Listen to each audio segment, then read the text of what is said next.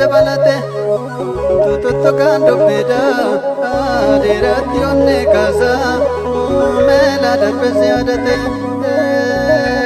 daamaa sooranii garbu goota goota yaabsisu kan ari'ee kakkabu marra badaanka darbu koleetti ol deebisu gaantuu sofirra darbulkee birra bukkisu biyya fi kabachiisu kan akka dhiiraan beekne maaf kana dhiiraa nyaatu dursanii takeekkatu kan keessa namaan beekne yookaan ofiis hin beekne maaliif darbaa dubbatu sabni koo biyyaan diigu biyya ijaara malee maarraas kaleessas goota ma biyya ijaaranii beekumsas nu caalanii meeminaaf toota qubata kan rabbis nu gargaare dhugaa bakka fudhata namumti maaliif dabaa maaliif hojjeta jallaa maaf rabbiin hin sodaatu dhugaan keenya maaf dabaa daangaan keenya maaf jabaa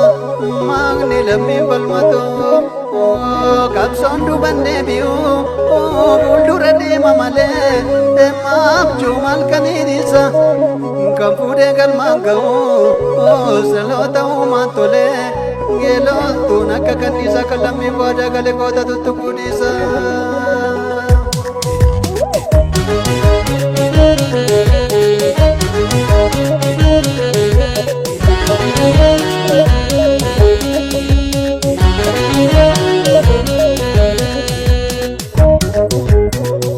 Kelonga badararu mallattoo birraa ibsa goota qabsoo walwaamu gawwee kana dhibbisa midhaangaa ukaayoonsa biyya saabii balmiinsa kelonga badararu mallattoo birraa ibsa yeroo qabsoo walwaamu jarree kana dhibbisa midhaangaa ukaayoonsa saba saabii balmiinsa.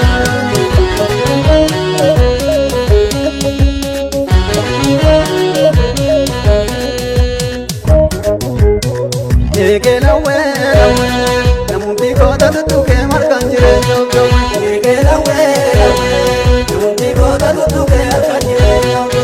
Eegelawe namni lammii kana tuqee ofiin jireenya gawe. Eegelawe namni lammii kana tuqee ofiin jireenya gawe.